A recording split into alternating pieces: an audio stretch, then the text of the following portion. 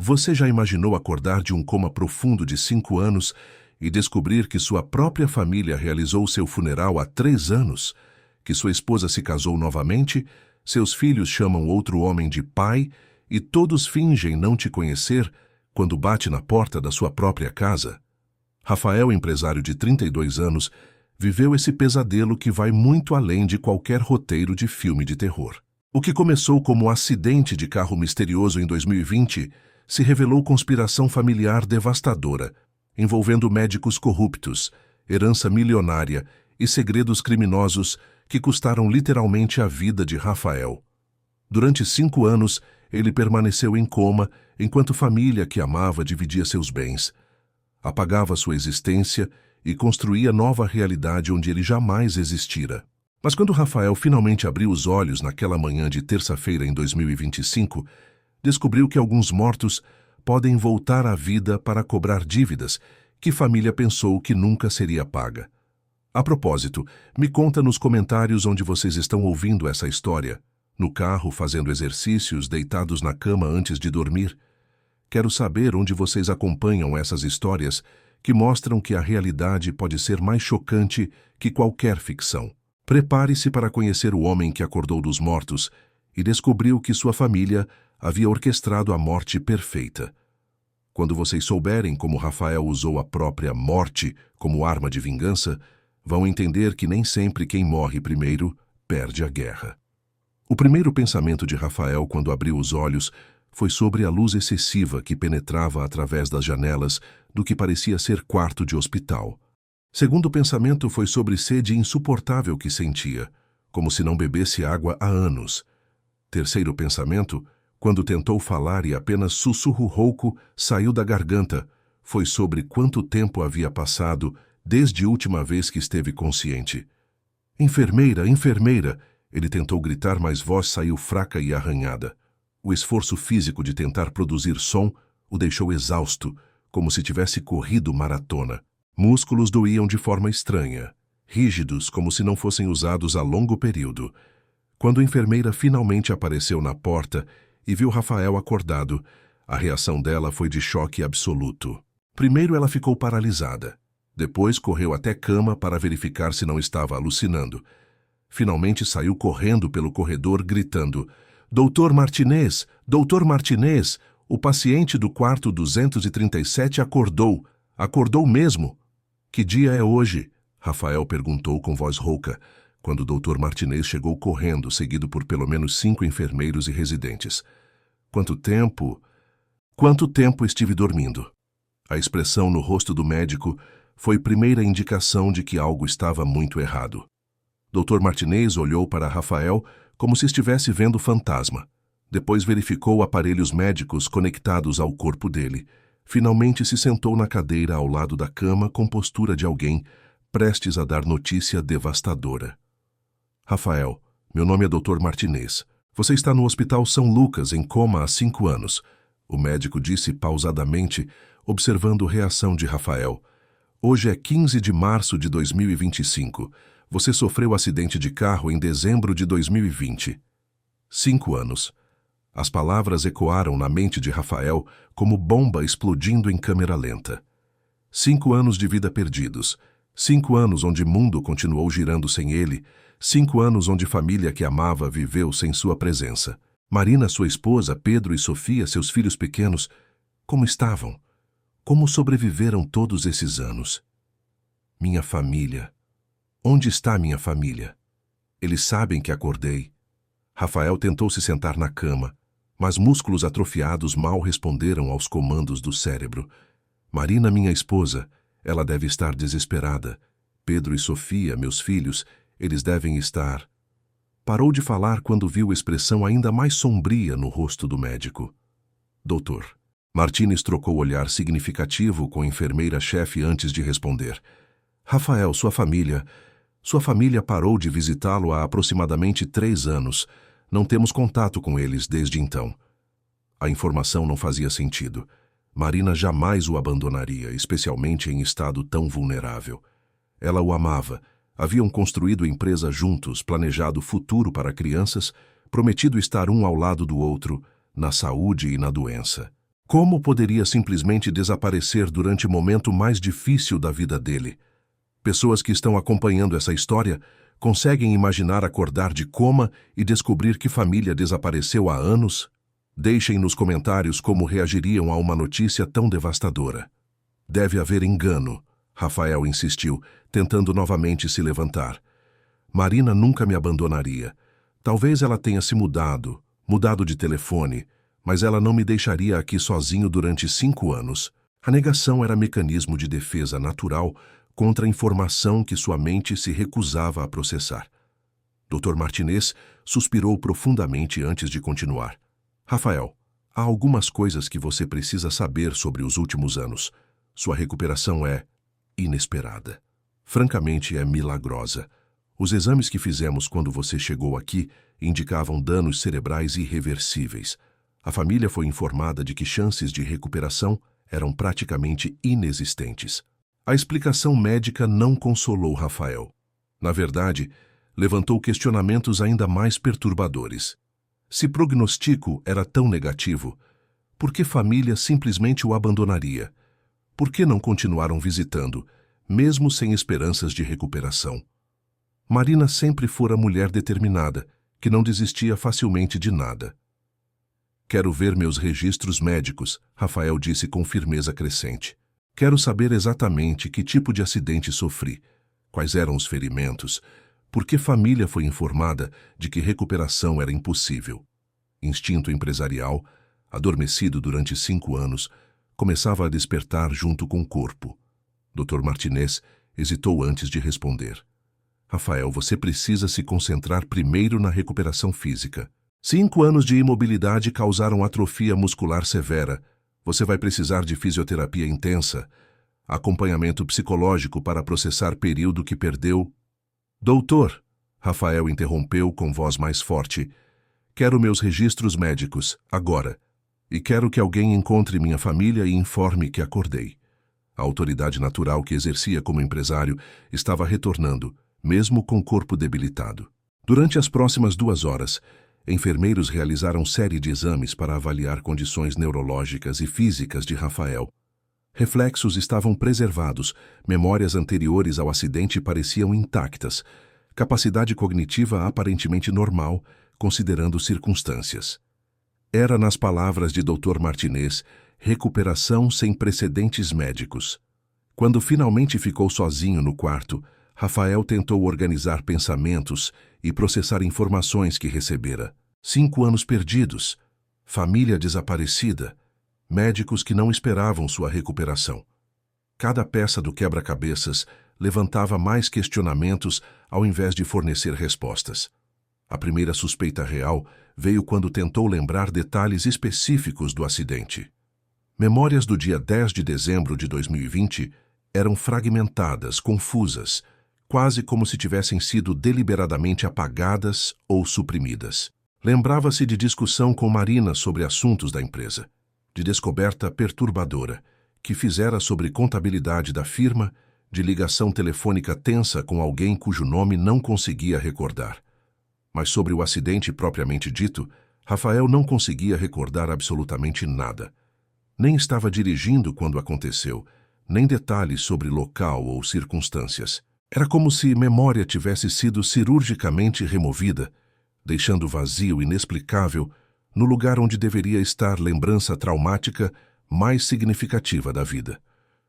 Quando a enfermeira trouxe jantar líquido apropriado para alguém que não comia há 5 anos, Rafael fez pergunta que começou a revelar primeira pista sobre mistério que envolvera sua vida. Por acaso alguém declarou minha morte durante esses 5 anos? A enfermeira quase deixou bandeja cair. Por que pergunta isso, Sr. Rafael?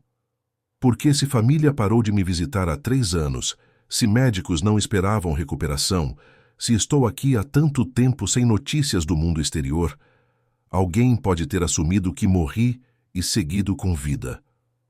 Era lógica empresarial aplicada à situação pessoal mais devastadora imaginável. A reação da enfermeira confirmou suspeita que começara a se formar na mente de Rafael. Havia muito mais por trás do acidente e posterior abandono familiar do que aparentava na superfície. E se descoberta que fizera sobre a empresa em 2020 tinha sido suficientemente importante para que alguém quisesse silenciá-lo permanentemente, talvez 5 anos de coma não tivessem sido apenas consequência infeliz de acidente de trânsito. Rafael adormeceu naquela primeira noite de consciência, com certeza crescente de que acordara não apenas de coma, mas no meio de conspiração que custara 5 anos da vida dele, e que encontrar família seria apenas primeiro passo para descobrir quem havia orquestrado seu desaparecimento temporário da vida. Na manhã seguinte, ao despertar de Rafael, enfermeira Carla Santos chegou para turno com expressão visivelmente perturbada. Aos 45 anos, trabalhava no Hospital São Lucas há mais de 2 décadas e nunca havia presenciado situação tão complexa quanto o caso do paciente do quarto 237. Senhor Rafael, ela disse, fechando porta atrás de si. Preciso conversar com o senhor sobre algumas coisas que não são apropriadas eu falar, mas minha consciência não me deixa continuar fingindo que não sei de nada. Rafael, que passara a noite inteira tentando organizar fragmentos de memórias do período anterior ao acidente, imediatamente percebeu que Carla tinha informações cruciais sobre os 5 anos perdidos. Por favor, sente-se. Me conte o que sabe. Carla olhou nervosamente para a porta, verificando se não havia ninguém escutando, antes de se sentar na cadeira ao lado da cama. Sua família, sua esposa Marina e seus filhos, eles realmente pararam de visitá-lo há 3 anos. Mas não foi porque desistiram de você. Como assim? Dr. Martinez disse que família simplesmente desapareceu, Rafael insistiu, sentindo primeira fagulha de esperança desde que acordara. Eles pararam de vir porque... Carla hesitou longamente antes de continuar. Porque Marina assinou papéis declarando sua morte cerebral em setembro de 2022. Oficialmente, Sr. Rafael, o senhor morreu há 2 anos e meio. O mundo pareceu parar. Rafael sentiu como se tivesse levado soco no estômago, expelindo todo o ar dos pulmões. Estar morto legalmente explicava tantas coisas. Por que família não retornara ligações do hospital? Por que não havia cobrança de mensalidades médicas? Por que médicos estavam genuinamente chocados com sua recuperação? Isso é impossível, ele murmurou. Não se pode declarar pessoa viva como morta. Há exames, há protocolos médicos, há... Parou quando viu expressão ainda mais sombria no rosto de Carla. Senhor Rafael, houve exames. Houve uma série de testes neurológicos realizados por especialista externo que Marina trouxe. Dr. Henrique Monteiro, neurologista renomado, examinou o senhor e declarou que havia morte cerebral irreversível. Carla baixou voz ainda mais. Mas eu estava presente durante esses exames. Vi tudo. Pessoas que estão me acompanhando conseguem imaginar descobrir que foram declarados mortos enquanto estavam vivos? Deixem nos comentários se já passaram por situações onde descobriram que documentos oficiais sobre suas vidas estavam completamente errados. Rafael tentou se sentar mais ereto na cama, apesar da fraqueza muscular. O que exatamente você viu durante exames? Vi que seus sinais vitais eram estáveis, que havia atividade cerebral nos monitores, que o senhor reagia a estímulos dolorosos mesmo inconsciente. Mas Dr. Monteiro ignorou todas essas evidências e declarou morte cerebral mesmo assim. Carla estava claramente violando protocolos hospitalares ao revelar essas informações, mas continuou. E Marina? Marina parecia aliviada com o diagnóstico.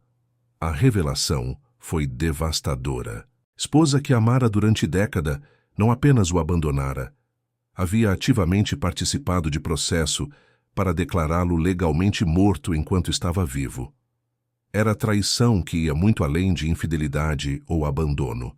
Era tentativa de homicídio burocrática. Enfermeira Carla, preciso que me diga tudo o que sabe sobre o período entre 2022 e agora, Rafael disse com determinação crescente. Se estou oficialmente morto, alguém está vivendo minha vida, usando minha identidade, controlando meus recursos. Carla confirmou suspeitas de Rafael com detalhes ainda mais perturbadores. Marina havia realizado funeral simbólico em outubro de 2022, divulgado obituário nos jornais locais, recebido condolências de amigos e parceiros comerciais. Empresa que Rafael fundara continuara funcionando sob gestão dela. Conta bancária conjunta fora movimentada normalmente, até mesmo casa permanecera habitada pela viúva inconsolável. Como isso é legalmente possível? Rafael questionou.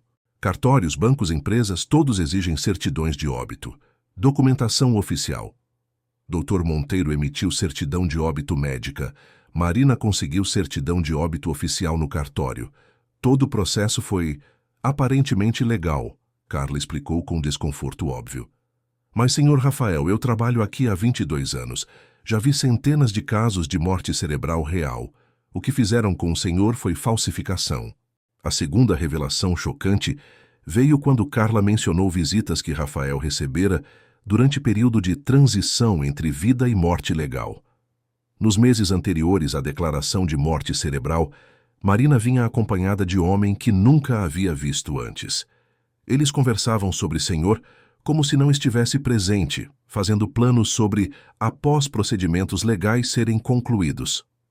Rafael sentiu primeira onda real de raiva desde que acordara. Marina não apenas tramara sua morte legal. Havia trazido o amante para o hospital, onde marido jazia inconsciente, planejando o futuro onde ele não existiria mais. Esse homem, o senhor o conhecia? Era alguém da família, amigo, sócio? Rafael perguntou, embora parte dele já suspeitasse da resposta. Não sei quem era, mas eles se comportavam como casal, Carla admitiu constrangida. Marina usava a aliança de casada, mas tratava esse homem com intimidade que não condiz com o luto recente. Durante próxima hora, Carla revelou detalhes que reconstruíram o período mais obscuro da vida de Rafael. Marina havia visitado o hospital regularmente durante primeiros 2 anos de coma, mas sempre acompanhada de advogados, médicos ou homem misterioso. Nunca demonstrara a emoção genuína de esposa preocupada, nunca chorara, nunca manifestara a esperança de recuperação. A revelação mais devastadora veio quando Carla mencionou as crianças. Pedro e Sofia vieram algumas vezes nos primeiros meses, mas pareciam assustados. Marina dizia para eles que papai estava muito doente e que provavelmente não acordaria nunca. Meus filhos acreditavam que eu estava morrendo desde o início? Rafael perguntou com voz quebrada. Pior que isso, senhor Rafael. Nos últimos meses antes da declaração de morte, Marina trouxe as crianças uma última vez. Pedro, que devia ter uns 8 anos, perguntou quando papai ia acordar. Marina respondeu que papai nunca mais acordaria, que ele já não estava mais realmente ali. Carla pausou, claramente relutante em continuar. E Sofia, a menorzinha, disse que novo papai era mais legal mesmo. O impacto emocional dessa informação foi devastador. Durante 5 anos de coma, Rafael sonhara com reencontro familiar, com abraços dos filhos, com reconstrução da vida interrompida pelo acidente. Descobrir que crianças haviam sido manipuladas a aceitar substituto paternal foi traição, que transcendia qualquer mágoa conjugal. Enfermeira Carla, preciso de uma última informação, Rafael disse com voz controlada, que não revelava turbilhão emocional interno. Marina alguma vez mencionou as circunstâncias do meu acidente? Onde aconteceu, como aconteceu, se havia outras pessoas envolvidas? A hesitação de Carla antes de responder foi reveladora. Senhor Rafael, Marina sempre dizia que senhor sofrera acidente sozinho, dirigindo tarde da noite, que bateu numa árvore em estrada isolada. Mas ela parou, claramente lutando consigo mesma sobre revelar informação final. Mas o quê? Por favor, preciso saber. Mas quando o senhor chegou aqui, eu estava de plantão na emergência. Vi quando trouxeram. Havia marcas no seu corpo que não condiziam com o acidente de carro simples. Carla confessou rapidamente, como se quisesse expelir segredo que carregara durante 5 anos. Havia hematomas no pescoço, ferimentos que pareciam de luta corporal, ferimentos defensivos nos braços. Rafael finalmente compreendera a dimensão completa da conspiração que custara 5 anos da vida dele. Não havia sido vítima de acidente. Havia sido vítima de tentativa de homicídio. Marina não apenas tramara sua morte legal posterior, provavelmente orquestrara atentado original contra sua vida. Enfermeira Carla, oficialmente esta conversa nunca aconteceu. Rafael disse com gratidão genuína. Mas informalmente, a senhora acabou de salvar minha vida pela segunda vez. Quando Carla saiu do quarto, Rafael já estava formulando planos para recuperar não apenas vida que lhe fora roubada, mas também para descobrir exatamente quem havia tentado matá-lo e por quê. Homem que acordara dos mortos tinha vantagem única. Elemento surpresa absoluto contra pessoas que acreditavam ter enterrado todos os segredos junto com ele. A guerra pela sua própria existência estava apenas começando. 2 semanas após despertar do coma, Rafael finalmente conseguiu convencer Dr. Martinez a permitir que realizasse pesquisa pessoal usando o computador da biblioteca do hospital. Oficialmente, estava investigando lacunas de memória relacionadas ao período pré-acidente. Na realidade, estava caçando evidências do próprio funeral. A primeira busca no Google pelo próprio nome gerou resultados que o chocaram profundamente. Rafael Costa, empresário querido, falece aos 32 anos, após luta corajosa contra complicações de acidente de trânsito, dizia a manchete do jornal local de outubro de 2022. O obituário era acompanhado por foto dele sorrindo, retirada de algum evento empresarial que nem se lembrava de ter participado. Com profundo pesar, anunciamos o falecimento de Rafael Costa, empresário dedicado e pai amoroso, que partiu pacificamente em 28 de setembro de 2022, cercado pelo amor da família. Lia o texto que Marina havia enviado para publicação. Rafael lutou bravamente durante 2 anos contra complicações neurológicas decorrentes de acidente automobilístico, mas finalmente encontrou paz.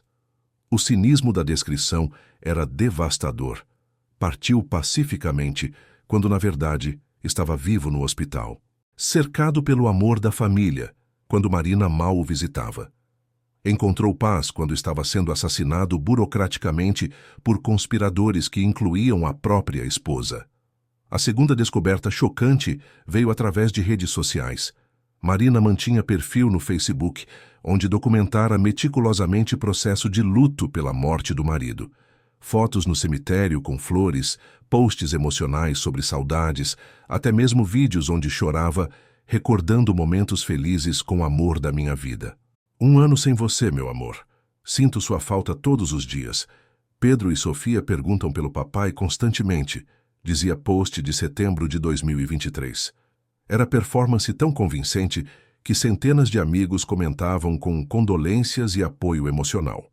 Marina havia se tornado viúva profissional, mas aspecto mais perturbador era descobrir que novo papai das crianças aparecia discretamente nas fotos familiares postadas durante período de luto. Homem chamado Victor Mendes começou aparecendo como amigo da família que nos ajuda nesse momento difícil, em novembro de 2022, evoluindo para pessoa especial que Deus enviou para nos dar força, em março de 2023. Vocês que estão me acompanhando conseguem imaginar ver fotos do próprio funeral nas redes sociais? Descobrir que esposa fingia luto enquanto construía nova família? Comentem se já passaram por situações onde descobriram que pessoas próximas mentiam sobre coisas fundamentais de suas vidas. Rafael clicou no perfil de Victor Mendes e descobriu o homem de 35 anos, advogado especializado em direito empresarial, solteiro até conhecer Marina. As postagens dele revelavam timeline suspeita. Em agosto de 2022, mês antes da morte de Rafael, Victor postara foto em escritório com legenda "Novos clientes sempre bem-vindos". Em outubro, já aparecia em foto familiar discreta com Marina e crianças. A terceira descoberta devastadora veio através de pesquisa sobre cemitério, onde supostamente havia sido enterrado. Cemitério São José tinha seção online, onde familiares podiam localizar túmulos de entes queridos. Digite Rafael Costa no sistema, revelou localização exata. Quadra 15, lote 237, sepultado em 30 de setembro de 2022. Rafael ligou para cemitério fingindo ser familiar distante que gostaria de visitar túmulo. Claro, senhor. Sepultamento do Rafael Costa foi cerimônia muito bonita. Cerca de 200 pessoas presentes. Viúva dele, Dona Marina, contratou nossos melhores serviços, informou o funcionário solícito. 200 pessoas no meu próprio funeral, Rafael murmurou, desligando o telefone. Durante 5 anos de coma, mais pessoas haviam comparecido ao enterro falso que visitado ele no hospital durante período inteiro. A quarta revelação chocante veio através de registros oficiais. Usando o CPF, Rafael acessou o sistema da Receita Federal e descobriu que empresas registradas em seu nome continuavam funcionando normalmente sob a administração de Marina Costa, agora oficialmente viúva. Faturamento anual havia crescido 300% desde sua morte. Ela não apenas me matou legalmente, fez melhor negócio da vida dela. Rafael concluiu analisando balanços financeiros. Marina transformara luto em estratégia comercial, usando status de viúva corajosa, tocando empresa do marido falecido para atrair novos clientes e parcerias. O aspecto mais perturbador foi descobrir que Marina havia solicitado seguro de vida no valor de $2 milhões apenas 6 meses antes do acidente. A pólice tinha cláusula específica, cobrindo morte por complicações médicas decorrentes de acidentes, exatamente circunstância que ela orquestrara. Rafael imprimiu todas as evidências encontradas e organizou cronologia completa da conspiração. Seguro de vida contratado em junho de 2020, acidente misterioso em dezembro de 2020, 2 anos de visitas esporádicas enquanto procurava forma legal de declará-lo morto, doutor. Henrique Monteiro emitindo diagnóstico falso em setembro de 2022, funeral elaborado em outubro de 2022, e nova vida com Victor começando imediatamente após. 3 semanas após despertar, Rafael finalmente recebeu alta hospitalar contra recomendação médica. Dr. Martinez insistira que precisava de mais fisioterapia e acompanhamento psicológico, mas Rafael tinha prioridade mais urgente: confrontar família que o havia enterrado vivo. A primeira parada foi banco onde mantinha conta conjunta com Marina. Funcionária ficou visivelmente perturbada quando Rafael apresentou documentos de identidade. Senhor, há problema com sistema. Consta que senhor faleceu em setembro de 2022. Ela disse, consultando o computador repetidas vezes. Posso garantir que estou vivo, Rafael respondeu secamente. Gostaria de verificar movimentações da minha conta nos últimos 3 anos. Extratos bancários revelaram padrão suspeito de gastos.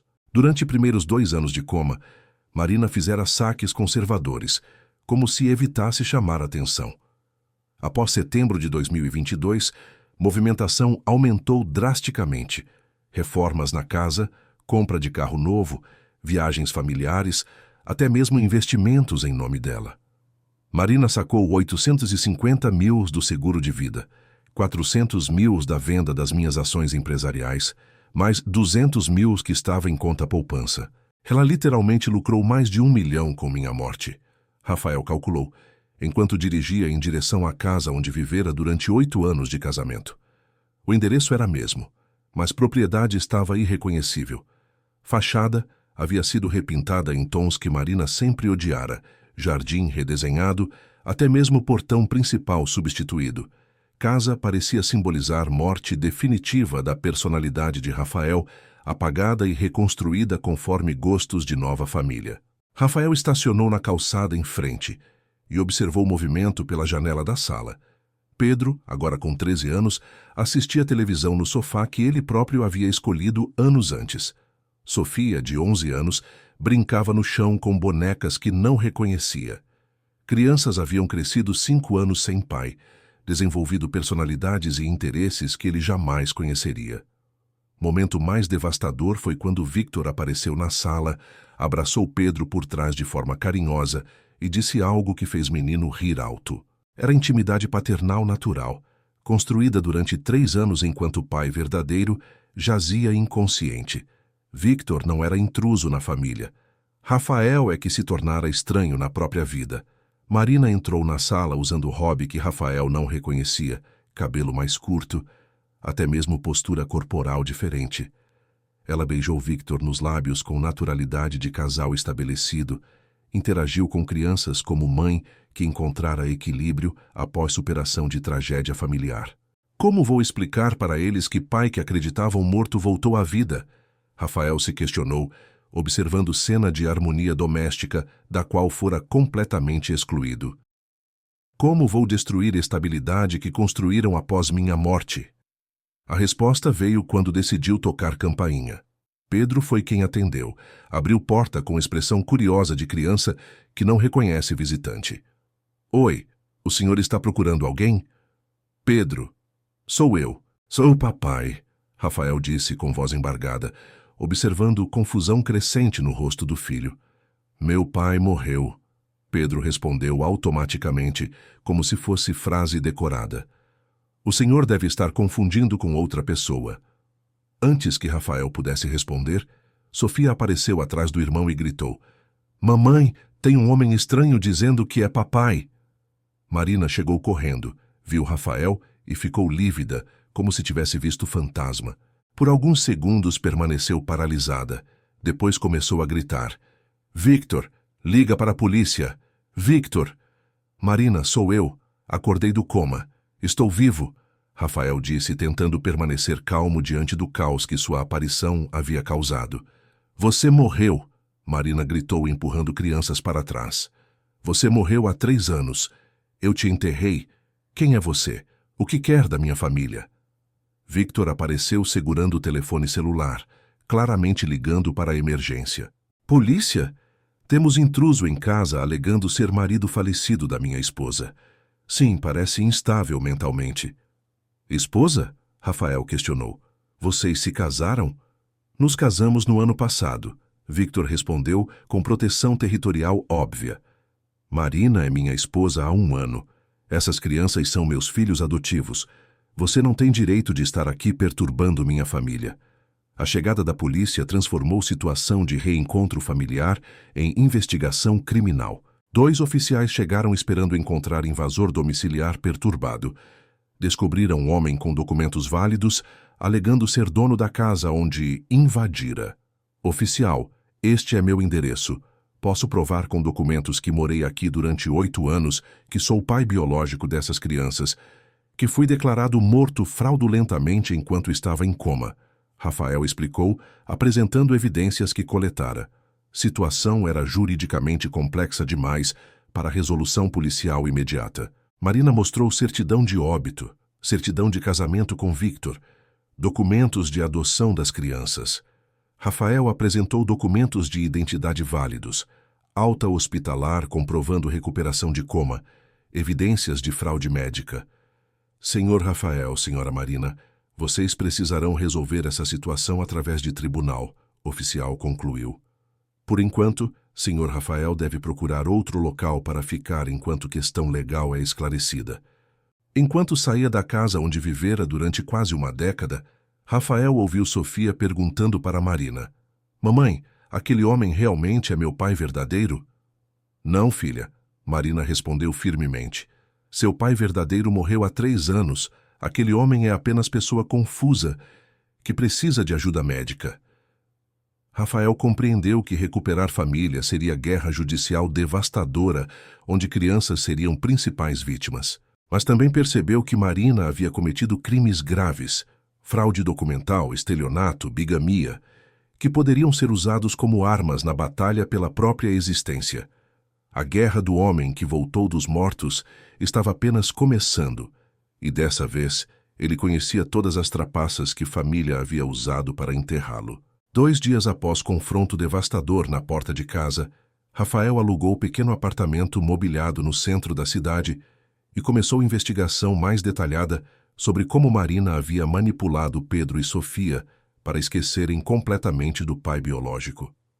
A primeira pista veio através de redes sociais das crianças. Pedro, agora adolescente de 13 anos, mantinha perfil no Instagram, onde postava fotos familiares desde 2023. Em todas as imagens, Victor aparecia como figura paterna central. ensinando Pedro a dirigir, jogando futebol, participando de formaturas escolares que Rafael jamais presenciara. Melhor pai do mundo, Pedro escrevera em post do Dia dos Pais de 2024, abraçado com Victor em campo de futebol. Obrigado por me ensinar tudo sobre ser homem, por estar sempre presente, por cuidar da nossa família depois que perdemos papai Rafael.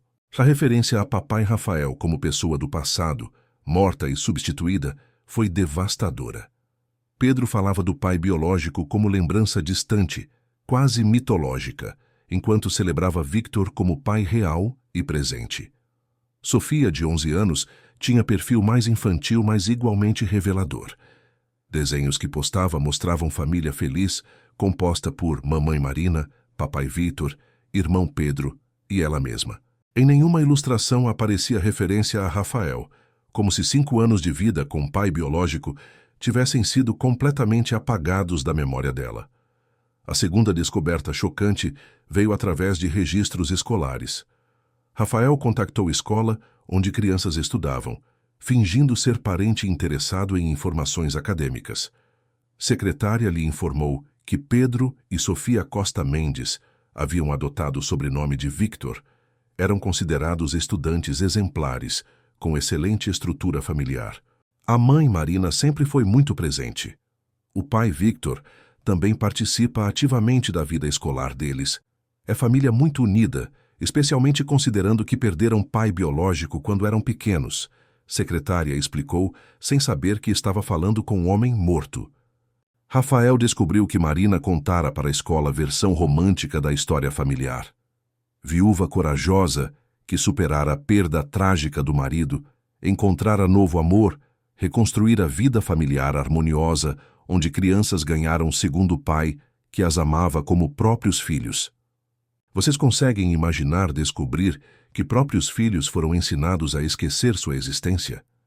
Que escola, vizinhos, amigos da família conhecem versão romantizada onde você é apenas lembrança triste do passado? Comentem se já passaram por situações onde descobriram que pessoas reescreveram história pessoal de vocês. A terceira revelação devastadora veio quando Rafael decidiu observar a rotina das crianças de longe. Seguiu Pedro até a escola e viu o adolescente interagindo naturalmente com colegas, rindo, demonstrando personalidade confiante que ele jamais conhecera. Pedro crescera 5 anos desenvolvendo características que pai biológico nunca testemunhara. Mais doloroso ainda foi observar Victor buscando Pedro na escola. Abraço carinhoso entre pai e filho, conversa animada no carro, intimidade construída durante 3 anos de convivência diária. Victor não era intruso na vida de Pedro. Rafael é que se tornara estranho na vida do próprio filho. Sofia foi ainda mais difícil de observar. Menina de 11 anos brincando no parque com amigas, chamando Marina de mamãe e Victor de papai, com naturalidade absoluta. Quando a amiga perguntou sobre primeiro papai, Sofia respondeu com inocência devastadora. Ele morreu quando eu era pequena. Não lembro muito dele. Papai Victor é meu pai verdadeiro agora. Rafael percebeu que crianças não haviam sido apenas manipuladas. Haviam sido cuidadosamente reeducadas para aceitar nova realidade familiar como única verdade conhecida. Marina criara a narrativa onde morte de Rafael havia sido libertação que permitiu família encontrar felicidade real. A quarta descoberta veio através de investigação sobre processo de adoção que Victor realizara. Documentos legais revelaram que Marina havia apresentado certidão de óbito de Rafael. Declarações de que crianças necessitavam figura paterna estável após trauma da perda. Até mesmo laudos psicológicos atestando que Pedro e Sofia adaptaram-se excepcionalmente bem à nova estrutura familiar. Ela transformou nossa tragédia em história de superação, Rafael murmurou, lendo relatórios que descreviam família Costa Mendes como exemplo de reconstrução familiar bem-sucedida após perda traumática. O aspecto mais perturbador foi descobrir que Marina havia levado crianças à terapia familiar durante período de transição para a nova família. Psicóloga infantil havia documentado que Pedro e Sofia demonstravam resiliência admirável e capacidade excepcional de formar novos vínculos paternais sem trauma ou resistência. Como crianças de 8 e 6 anos superaram perda do pai tão facilmente? Rafael questionou. A menos que Marina tenha começado preparação psicológica antes mesmo do meu acidente. A quinta revelação mais chocante veio quando Rafael decidiu contactar diretamente as crianças. Esperou Pedro sair da escola sozinho e se aproximou cuidadosamente, tentando não assustá-lo. Pedro, sei que não se lembra de mim, mas sou Rafael, seu pai biológico, ele disse suavemente.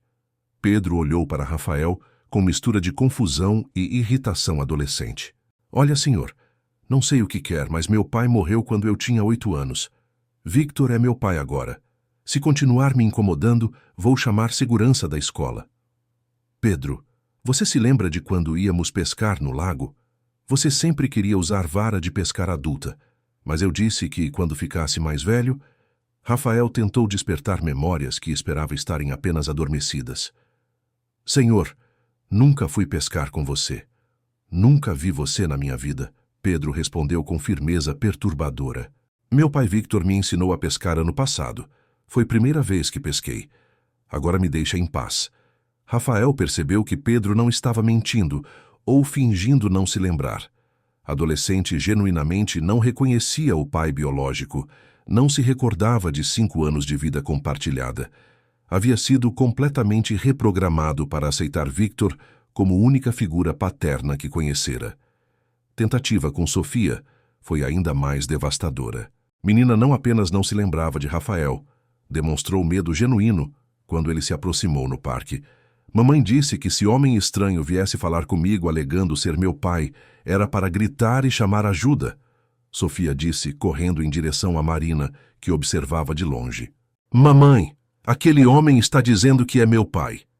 Rafael compreendeu que Marina não apenas apagara memórias das crianças sobre pai biológico, havia transformado qualquer tentativa de reaproximação em situação de perigo. Crianças foram condicionadas a ver Rafael como ameaça, não como pai que voltara dos mortos. A descoberta final e mais devastadora veio quando Rafael interceptou conversa entre Pedro e amigo na escola. Cara, imagina se meu pai morto voltasse à vida. Seria tipo filme de terror, Pedro disse rindo. Victor é 1000 vezes melhor pai que aquele cara. Mamãe sempre diz que tivemos sorte ele ter morrido antes de nos traumatizar mais. Rafael percebeu que Marina não apenas substituíra sua presença, havia ativamente demonizado sua memória, transformando-o em figura negativa, cujo desaparecimento havia sido benefício para a família. Crianças foram ensinadas a se sentirem gratas pela morte do pai biológico. A guerra pela paternidade seria muito mais complexa que imaginou. Não estava apenas lutando contra a conspiração legal, estava lutando contra a reconstrução psicológica completa da identidade familiar das próprias crianças que trouxera ao mundo. Uma semana após tentativas frustradas de reconectar com os filhos, Rafael decidiu confrontar Marina diretamente, mas de forma estratégica. Contratou advogado especializado em direito de família e documentou cada evidência de fraude que havia coletado durante a investigação. A oportunidade perfeita surgiu quando descobriu que Marina frequentava mesmo o salão de beleza todas as quartas-feiras há 3 anos. Rafael esperou no estacionamento, observando mulher que um dia amara sair do carro luxuoso que comprara com dinheiro do seguro de vida dele. Marina, aos 34 anos, estava diferente. Cabelo mais sofisticado, roupas caras, postura de mulher financeiramente independente. Ela se movia com confiança de quem superara a tragédia e reconstruíra a vida com sucesso. Era a versão melhorada de si mesma, financiada pela morte forjada do marido. Marina, Rafael a chamou quando ela caminhava em direção à entrada do salão. Reação dela foi teatral e calculada. Primeiro fingiu não ouvir, depois se virou lentamente com expressão de mulher sendo incomodada por estranho insistente. Desculpe, senhor, mas não o conheço, ela disse com voz controlada. Se continuar me seguindo, vou chamar a polícia. Marina, sou Rafael, seu marido. Acordei do coma, ele insistiu, observando cada microexpressão no rosto dela. Meu marido morreu há 3 anos, Marina respondeu com firmeza estudada. Enterrei pessoalmente. Chorei no funeral.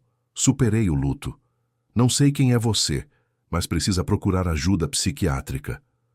O desempenho dela era impressionante. Marina olhava diretamente nos olhos dele com convicção de alguém confrontando pessoa com delírios. Se Rafael não soubesse a verdade, até ele duvidaria da própria identidade. Marina, nós nos casamos em 15 de junho de 2012. Você usava vestido da sua avó. Tivemos lua de mel em Gramado. Pedro nasceu em 2011, Sofia em 2014. Nossa primeira casa era na Rua das Flores, número 247. Rafael despejou detalhes íntimos que apenas marido conheceria. Pela primeira vez, Marina demonstrou nervosismo genuíno. Qualquer pessoa pode pesquisar informações sobre família na internet. Você claramente estudou nossa vida para aplicar golpe emocional em viúva vulnerável. Vulnerável? Rafael quase riu da ironia. Você contraiu seguro de vida de 2 milhões 6 meses antes do meu acidente. Subornou o Dr. Henrique Monteiro para me declarar morto. Casou com Victor antes mesmo do luto acabar. Quem é golpista aqui? O rosto de Marina ficou lívido. Ela olhou ao redor verificando se alguém escutava a conversa. Depois se aproximou de Rafael com raiva contida. Escute bem. Ela sussurrou com ódio que nunca vira antes. Você morreu. Oficialmente, legalmente, morreu. Tenho certidão de óbito, tenho documentos, tenho nova vida. Se continuar perturbando minha família, vou conseguir ordem de restrição. Sua família? Rafael questionou. Pedro e Sofia são meus filhos biológicos. Você os manipulou para esquecerem do próprio pai. Eles têm pai. Victor os ama, cuida, está presente. Você era ausente mesmo quando vivo, sempre trabalhando, sempre distante, sempre priorizando negócios sobre família. Marina disparou com veneno acumulado durante anos. A acusação o atingiu porque continha grão de verdade. Rafael reconhecia que focara demais na empresa nos últimos anos antes do acidente. Mas isso justificava a conspiração para matá-lo. Pessoas que estão acompanhando essa história conseguem imaginar confrontar alguém que fingia não conhecê-los após anos de casamento? Deixem nos comentários como reagiriam a tamanho descaramento e mentira deslavada. Marina, descobri sobre lavagem de dinheiro na empresa. Foi isso que tentou me silenciar. O acidente não foi acidente. Rafael jogou carta principal. Reação dela confirmou suspeitas. Marina ficou rígida, olhos demonstrando pânico momentâneo antes de retomar compostura. Não sei do que está falando. Meu marido morreu em acidente de carro. Ponto final, ela disse, mas voz tremia ligeiramente. Tenho evidências, Marina. Sei sobre contas offshore, sobre clientes fictícios, sobre operações que descobri 2 semanas antes do acidente. Você não me matou apenas por dinheiro do seguro. Me matou para esconder crimes. Marina deu 2 passos para trás, claramente abalada pela precisão das acusações. Você está delirando. Precisa de internação psiquiátrica. Dr. Henrique Monteiro vai explicar para a Polícia Federal como declarou morte cerebral de paciente com atividade neurológica normal. Enfermeira Carla vai testemunhar sobre irregularidades que presenciou. Você construiu castelo de mentiras sobre meu cadáver. Chega! Marina explodiu, perdendo compostura cuidadosamente mantida. Você arruinou minha vida por anos com obsessão pelo trabalho. Quando finalmente me livrei de você, encontrei felicidade real. Victor me ama, cuida das crianças, me faz feliz. Não vou deixar fantasma do passado destruir família que construí. A confissão involuntária revelou verdade que Rafael suspeitava. Marina não apenas orquestrara sua morte legal, se sentia justificada por fazê-lo. Na mente dela, ele era obstáculo para a felicidade que merecia. Família que construiu com meu dinheiro na minha casa, criando meus filhos, Rafael retrucou. Você é criminosa, Marina, estelionatária, falsificadora, tentativa de homicídio. Prove, ela desafiou, recuperando a arrogância. Prove que sou criminosa quando tenho documentos legais atestando que meu marido morreu e que sou viúva respeitável. Rafael sorriu pela primeira vez desde acordara do coma. Vou provar. Para a polícia, para a imprensa, para toda a cidade que te vê como viúva corajosa. Quando acabar com você, Nem Victor vai querer ficar ao lado de assassina. Marina saiu caminhando rapidamente, mas Rafael ouviu ela ligando para alguém antes mesmo de entrar no salão. Victor, temos problema. Ele acordou. Sim, Rafael. Não, não é imitador. É realmente ele. A guerra estava oficialmente declarada, e agora Marina sabia que o homem que tentara matar conhecia a exata extensão dos crimes que cometera. Após confronto com Marina, Rafael intensificou a investigação sobre Dr. Henrique Monteiro, neurologista que assinara a certidão de óbito fraudulenta. Usando contatos de antigos clientes da empresa, conseguiu informações devastadoras sobre médico que quase o matara legalmente. Dr. Henrique Monteiro, 52 anos, mantinha clínica neurológica privada há 15 anos. Especialista respeitado, membro da Academia Brasileira de Neurologia, professor universitário com currículo impecável. Mas a investigação de Rafael revelou o lado sombrio da carreira médica dele. Primeira pista veio através de funcionária da clínica, que Rafael conhecera em evento empresarial anos antes. Sob pretexto de consultar sobre problemas neurológicos pós-coma, marcou consulta e conversou informalmente com o recepcionista. Dr. Henrique é excelente profissional, mas tem uns casos estranhos às vezes, a funcionária comentou baixando a voz. Pacientes que família traz para segunda opinião, sabe? Sempre casos complicados, sempre diagnósticos definitivos. Rafael entendeu imediatamente. Dr. Henrique era especialista em segunda opinião, conveniente para famílias que precisavam de diagnósticos específicos por motivos financeiros ou legais. Segunda descoberta chocante veio através de pesquisa em processos judiciais. Rafael acessou o sistema do Tribunal de Justiça e encontrou 5 casos nos últimos 3 anos onde Dr. Henrique fora questionado por laudos médicos controversos. Sempre situações envolvendo heranças, seguros de vida ou disputas familiares sobre decisões médicas. Caso 2023.01-234. Família questiona diagnóstico de morte cerebral, emitido por Dr. Henrique Monteiro, alegando conflito de interesse financeiro. Lia processo arquivado após família desistir de contestação por falta de recursos para perícia médica independente. O padrão era claro. Dr. Henrique emitia diagnósticos controversos, famílias questionavam, mas custos de contestação legal eram proibitivos para a maioria das pessoas. Sistema favorecia médico corrupto, que cobrava caro por laudos sob medida. Terceira revelação devastadora veio através de investigação financeira. Rafael contratou o contador especializado em auditoria forense para analisar movimentação bancária de Dr. Henrique durante período crítico. Senhor Rafael, doutor, Henrique recebeu depósito de 150 mil em conta pessoal 3 dias antes de emitir sua certidão de óbito, contador informou. Depósito veio de conta empresarial registrada em nome de Victor Mendes Advogados Associados. A conspiração estava completa. Victor não apenas conhecia Marina antes da morte de Rafael, financiou suborno médico que tornou o assassinato legal possível. Advogado especializado em direito empresarial, orquestrou operação sofisticada, usando o conhecimento jurídico para eliminar obstáculo. Quarta descoberta veio quando Rafael confrontou o Dr. Henrique diretamente.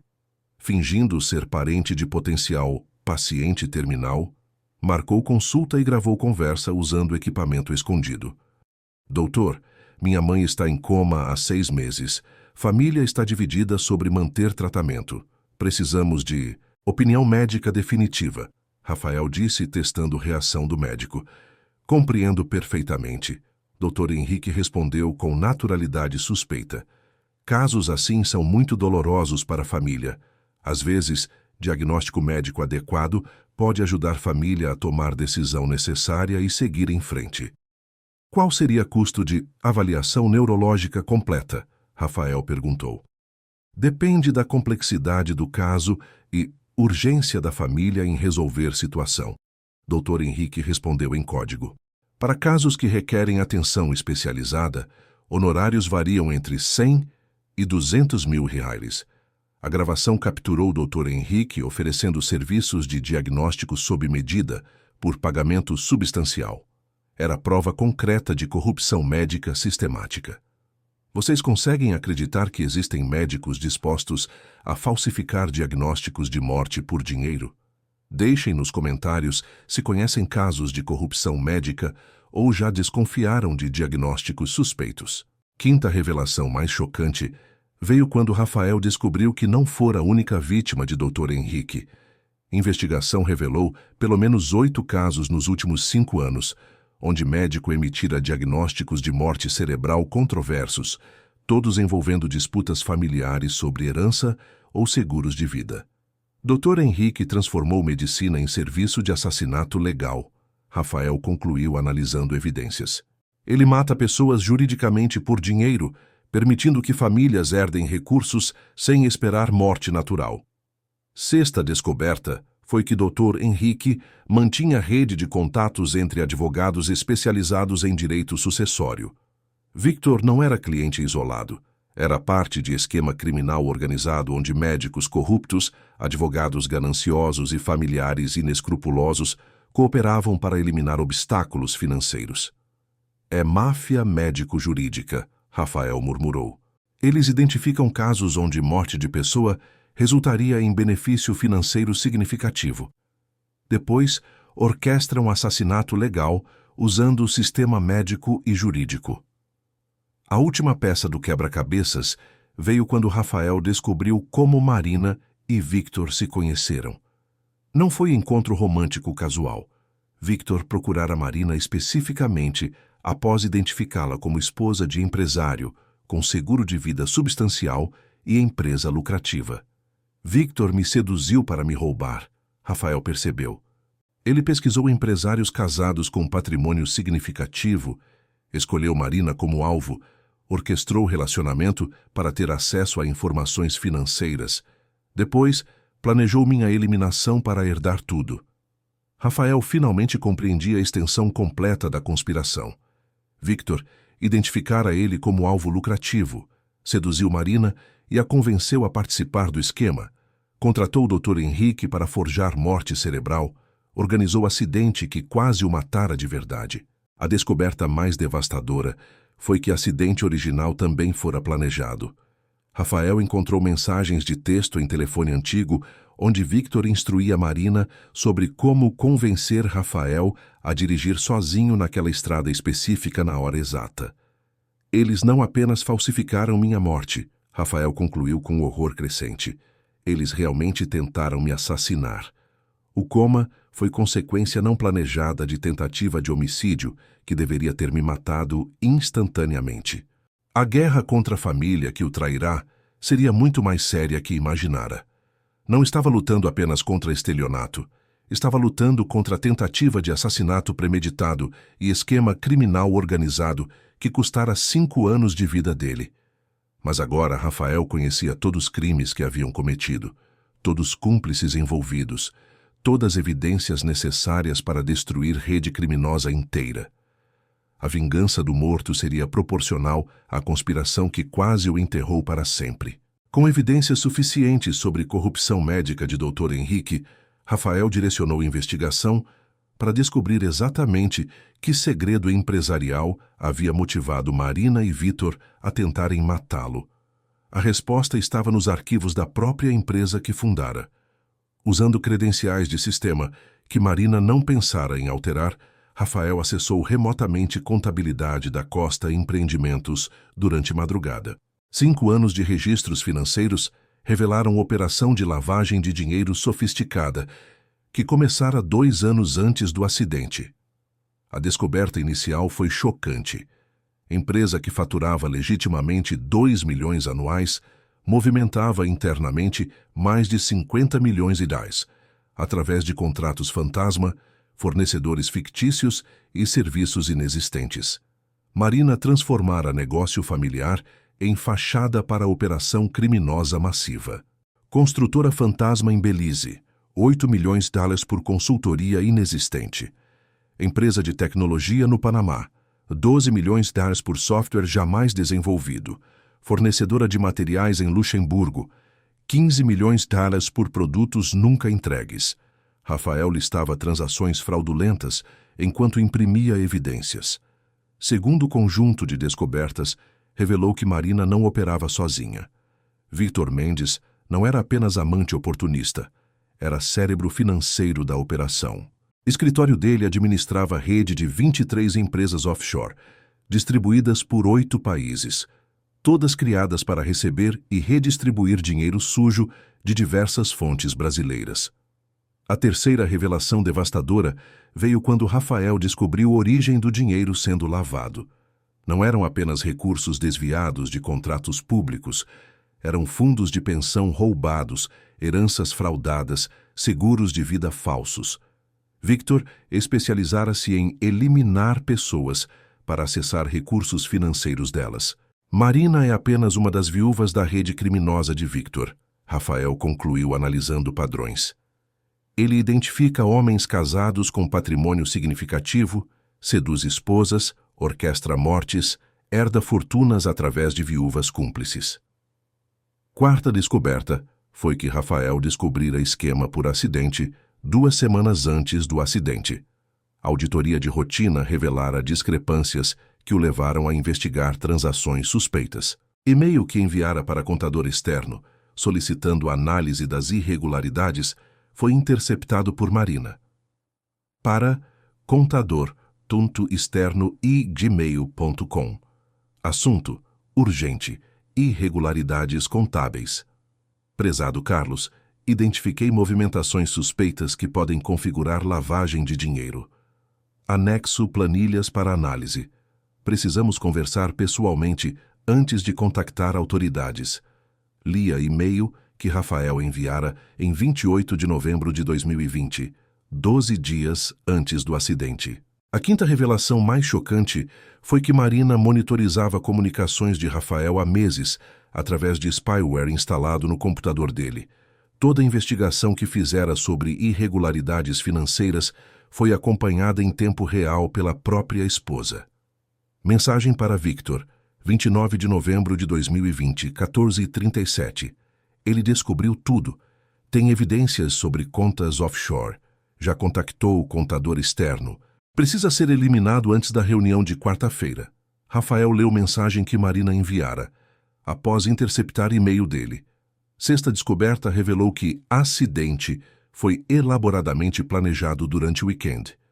Victor estudara a rota que Rafael fazia semanalmente para visitar obra na estrada isolada, calculara horário exato quando não haveria testemunhas, até mesmo sabotara freios do carro durante noite anterior. Relatório mecânico, 15 de dezembro de 2020. Veículo apresenta sinais de sabotagem nos freios. Fluido foi drenado propositalmente. Falha não foi acidental. Rafael descobriu laudo técnico que Marina conseguira suprimir durante a investigação policial do acidente. Vocês conseguem imaginar descobrir que própria esposa monitorava cada movimento para proteger a operação criminosa? Deixem nos comentários se já desconfiaram de pessoas próximas estarem envolvidas em atividades ilegais. A sétima revelação devastadora foi a dimensão financeira da operação. Durante 5 anos de coma de Rafael, Marina e Victor expandiram rede criminosa para 15 estados, lavando mais de 200 milhões de US através de empresas legítimas como fachada. Eles não apenas roubaram minha vida, usaram minha empresa como base de operação criminosa nacional. Rafael murmurou, calculando prejuízos. Transformaram o negócio familiar em sede de máfia financeira. Oitava descoberta foi que outros empresários haviam sido eliminados usando método similar. Rafael encontrou registros de pelo menos 5 homens nos últimos 3 anos que morreram em acidentes suspeitos após esposas se associarem com Victor. Empresário João Silva, morto em acidente de barco, 2022. Viúva casa com advogado 6 meses depois. Fazendeiro Paulo Santos, morto em queda de cavalo, 2023. Viúva herda propriedades. Casa com consultor financeiro. Comerciante Roberto Lima, morto em assalto, 2024. Viúva vende empresa, muda-se para exterior. Rafael documentava padrão serial de assassinatos financeiros. A última revelação foi que Rafael não morrera porque Marina cometera erro crucial no planejamento. Sabotagem dos freios foi calculada para causar acidente fatal em curva específica, mas chuva inesperada alterou condições da pista, fazendo o carro derrapar antes do local planejado. Sobrevivi por acaso meteorológico, Rafael percebeu. Se não chovesse naquela noite, teria morrido instantaneamente conforme planejado. Coma de 5 anos não foi consequência prevista, foi falha no assassinato. Com todas as evidências coletadas, Rafael finalmente compreendia motivação completa da conspiração. Marina e Victor não tentaram matá-lo por dinheiro do seguro de vida. Tentaram silenciá-lo para proteger operação criminosa que movimentava centenas de milhões anualmente. Rafael organizou o dossiê completo, com evidências de lavagem de dinheiro, corrupção médica, tentativa de homicídio, fraude documental, bigamia e pelo menos 5 outros assassinatos financeiros. Era material suficiente para destruir rede criminosa inteira e recuperar não apenas própria vida, mas fazer justiça por outras vítimas. A guerra do homem que voltou dos mortos estava prestes a se tornar batalha épica entre vítima ressurreta e máfia que acreditara tê-lo eliminado permanentemente. Com um dossiê devastador em mãos, Rafael executou o plano de vingança meticulosamente elaborado durante semanas de investigação. Primeira etapa foi contactar Polícia Federal, Receita Federal e Ministério Público simultaneamente, entregando evidências de crimes que Marina e Victor cometiam há anos. Delegado Marcos Ribeiro, Polícia Federal. Senhor Rafael Costa, o senhor está oficialmente morto segundo nossos registros. Como pode estar aqui falando conosco? Foi reação do primeiro investigador quando Rafael se apresentou. Essa é exatamente a primeira evidência do crime. Rafael respondeu entregando pasta com documentos. Fui declarado morto fraudulentamente enquanto estava vivo para facilitar a operação de lavagem de dinheiro, que movimentou mais de 200 milhões. Reação das autoridades foi de choque absoluto. Casos de pessoas declaradas mortas erroneamente eram raros. Casos onde morte legal foi falsificada para facilitar crimes financeiros eram sem precedentes no Brasil. Segunda etapa da vingança foi contactar imprensa nacional. Rafael agendou entrevistas simultâneas com 3 emissoras de televisão, prometendo história que seria maior escândalo financeiro do ano. Homem que voltou dos mortos para expor máfia que tentara assassiná-lo. Rede Nacional, programa Domingo Espetacular. Aqui é a produtora Fernanda Silva. Senhor Rafael, confirmando. O senhor pode provar que foi declarado morto fraudulentamente enquanto estava vivo? Produtora verificou credibilidade antes de aprovar a entrevista. Posso provar com documentos médicos, bancários, certidões falsas, gravações de corrupção médica, evidências de lavagem de dinheiro. É caso que vai chocar Brasil inteiro, Rafael garantiu. Terceira etapa foi mais cruel. Rafael decidiu confrontar Marina e Victor publicamente durante evento social, onde apareceriam como casal respeitável. Baile de caridade anual da cidade seria palco perfeito para a ressurreição pública devastadora. Na noite do evento, Marina e Victor chegaram trajados elegantemente, cumprimentando conhecidos como viúva superada que encontrara novo amor e advogado bem-sucedido que cuidava carinhosamente de família adotiva. Era performance social perfeita. Rafael esperou o momento de maior movimento social, durante discurso de Marina sobre superação após perda do marido, para fazer entrada triunfal no salão. Reação da plateia foi de confusão absoluta quando, morto, aplaudiu o discurso da própria viúva. Marina, que discurso emocionante sobre como superou minha morte, Rafael disse no microfone após subir no palco. Especialmente considerando que não morri. Estive em coma enquanto vocês planejavam meu assassinato e roubavam minha empresa. Silêncio no salão foi sepulcral. 500 pessoas assistiam um confronto entre viúva enlutada e marido ressurreto, sem compreender se presenciavam drama real ou performance teatral. Marina ficou lívida. Victor tentou se esconder entre convidados, mas Rafael continuou implacavelmente. Senhoras e senhores, apresento-lhes Marina Costa e Victor Mendes, casal responsável por operação de lavagem de dinheiro que movimentou mais de 200 milhões, usando minha empresa como fachada. Quarta etapa da vingança foi mais devastadora. Rafael exibiu evidências na tela do evento. Certidões de óbito falsas, comprovantes de suborno médico, registros de contas offshore, até mesmo mensagens onde Marina planejava acidente fatal.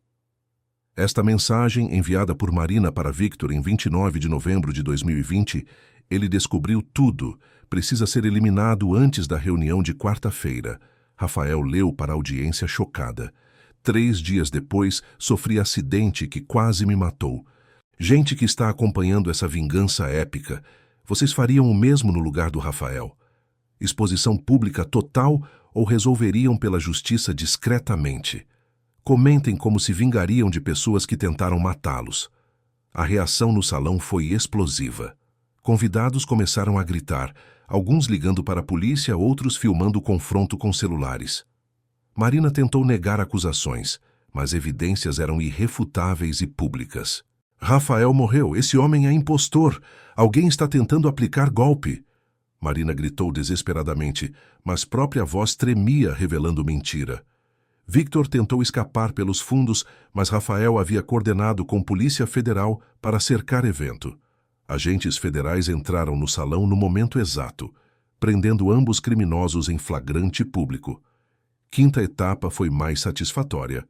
Rafael recuperou filhos. Pedro e Sofia, que assistiram prisão dos pais pela televisão, finalmente compreenderam que o homem que pensavam ser impostor era realmente pai biológico que acreditavam morto. Papai, é realmente você? Sofia perguntou quando Rafael a visitou após prisão de Marina. Mamãe disse que você estava morto.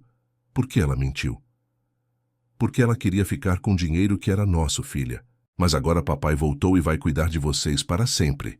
Rafael explicou abraçando crianças que não via crescer durante 5 anos.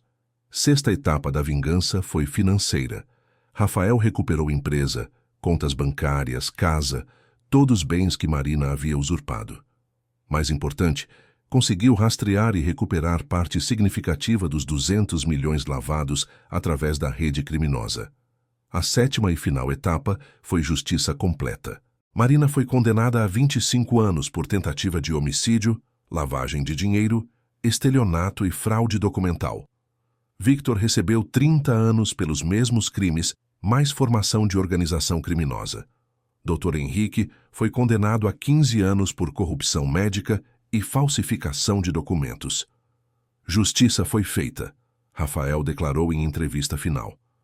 5 anos de vida roubados, mas consegui recuperar família, empresa, dignidade.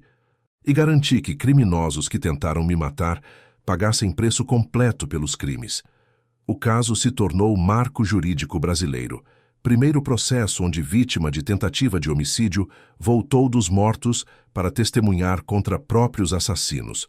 Rafael não apenas sobreviveu, triunfou completamente. A vingança do morto foi proporcional à conspiração que quase o enterrou. Devastadora, pública, definitiva. Marina e Victor descobriram que alguns mortos podem voltar à vida especificamente para cobrar dívidas que acreditaram jamais serem pagas. 2 anos após a prisão de Marina e Victor, Rafael estava na varanda de sua casa reconstruída, observando Pedro e Sofia brincarem no jardim que plantara junto com eles. A vida que recomeçara aos 37 anos, após 5 anos perdidos em coma, superara todas as expectativas de felicidade que pudesse imaginar. A primeira conquista foi reconquistar completamente confiança dos filhos. Pedro, agora com 15 anos, não apenas se reconciliara com o pai biológico, tornara-se seu confidente e parceiro nos negócios que Rafael reconstruíra do zero. Sofia, de 13 anos, voltara a chamá-lo de papai com carinho genuíno que compensava anos perdidos. Papai, você vai nos ensinar a dirigir quando fizermos 18? Sofia perguntou correndo até a varanda. Victor nunca nos prometeu isso. Ele tinha medo de carros depois do que fez com você. Claro, princesa. Vou ensinar tudo o que um pai deve ensinar, Rafael respondeu abraçando filha, que quase perdera para sempre. A ironia de Victor ter medo de carros após tentar matá-lo num acidente não passou despercebida. A segunda vitória foi reconstrução financeira completa. Rafael recuperara não apenas bens roubados, mas expandira negócios usando experiência adquirida durante a investigação da rede criminosa. A empresa agora era consultoria especializada em detectar fraudes empresariais. Ironicamente, tornara-se especialista em crimes que quase o destruíram. Senhor Rafael, temos novo caso. Empresário suspeita que esposa está desviando recursos da empresa. Assistente informou por telefone. Situação similar à que senhor viveu. Aceito o caso. Ninguém merece passar pelo que passei. Vamos proteger esse homem antes que seja tarde demais. Rafael respondeu. Cada cliente salvo da traição financeira era vitória pessoal contra criminosos como Marina e Victor. A terceira conquista foi mais profunda. Rafael encontrara paz emocional que não imaginava possível. Terapia familiar com Pedro e Sofia ajudara todos a processarem trauma de anos perdidos e manipulação que sofreram. Família estava mais unida que antes do acidente. Papai, posso perguntar uma coisa? Pedro disse durante jantar familiar. Você odeia mamãe Marina pelo que ela fez? Pedro, eu sinto pena dela. Ela destruiu própria vida por ganância. Perdeu família, liberdade, reputação. A prisão dela é consequência das escolhas que fez. Rafael respondeu com maturidade que surpreendia até ele mesmo. A quarta vitória foi romântica. Rafael conhecera Helena, psicóloga especializada em traumas familiares, durante o processo de terapia das crianças. Relacionamento começara como amizade profissional. Evoluíra para amor baseado em honestidade completa desde o primeiro encontro. Rafael, você tem coragem de amar novamente depois de tudo que passou? Helena perguntara durante o primeiro jantar romântico. Helena, quase morri uma vez. Não vou desperdiçar segunda chance de vida com medo de amar. Rafael respondera. Você conhece minha história completa. Se aceita construir futuro comigo, aceito construir família nova baseada em verdade. Vocês que acompanharam toda a jornada do Rafael, conseguem imaginar a força necessária para reconstruir vida após tamanha traição? Deixem nos comentários como vocês lidariam com segunda chance depois de quase serem mortos por pessoas que amavam. A quinta conquista foi justiça completa. Marina, Victor e Dr. Henrique continuavam presos, pagando preço pelos crimes cometidos. Mais importante, caso de Rafael inspirara mudanças na legislação médica brasileira, criando protocolos mais rigorosos para a declaração de morte cerebral. Lei Rafael Costa, aprovada unanimemente pelo Congresso Nacional, estabelece protocolos obrigatórios para diagnóstico de morte cerebral, incluindo segunda opinião médica independente e período mínimo de observação, noticiário informou durante jantar. Papai, fizeram lei com seu nome, Sofia exclamou orgulhosa. Você salvou outras pessoas de passarem pelo mesmo que passou. A sexta vitória foi educacional. Rafael transformara a experiência traumática em livro que se tornara best-seller nacional. Voltei dos mortos, como sobrevivi à conspiração familiar. Recursos arrecadados financiavam fundação que ajudava famílias vítimas de fraudes médicas e financeiras. Senhor Rafael, seu livro salvou meu casamento. Identifiquei sinais que esposa estava planejando me eliminar financeiramente. Consegui me proteger a tempo. Leitor agradeceu durante sessão de autógrafos. É exatamente por isso que escrevi o livro. Ninguém deveria passar pelo que passei. Conhecimento é proteção, Rafael respondeu.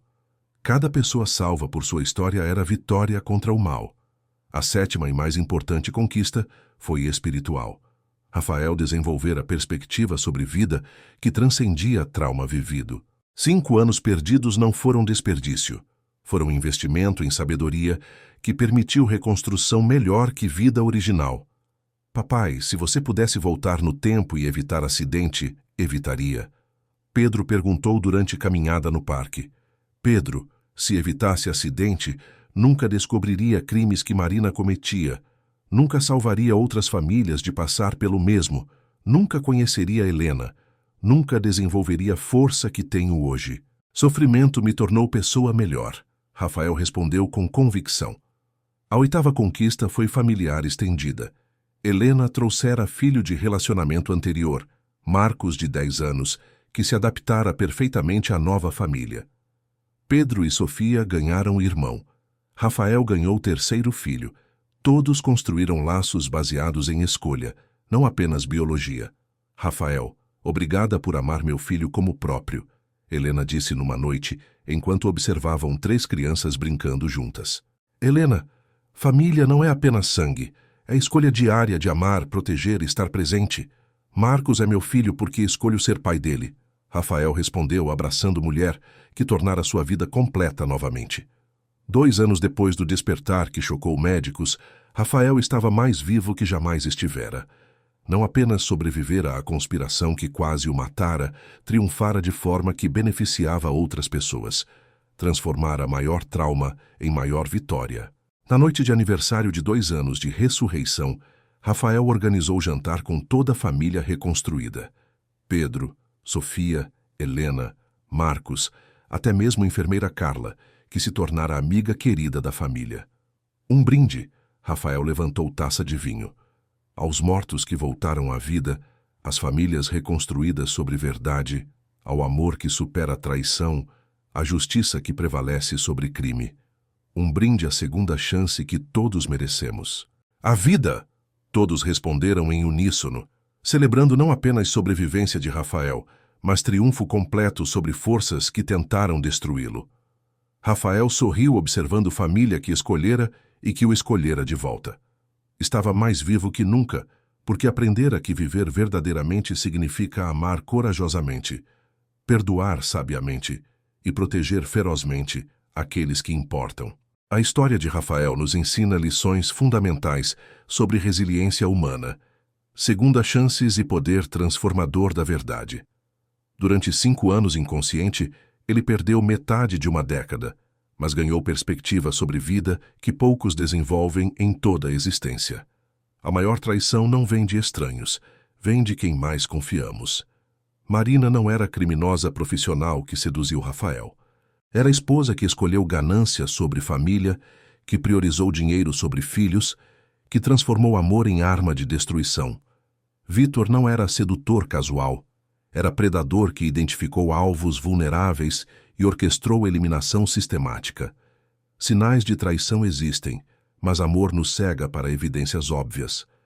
Rafael era empresário inteligente que construiu um negócio próspero, mas não percebeu que esposa monitorizava comunicações dele, desviava recursos, planejava a morte dele.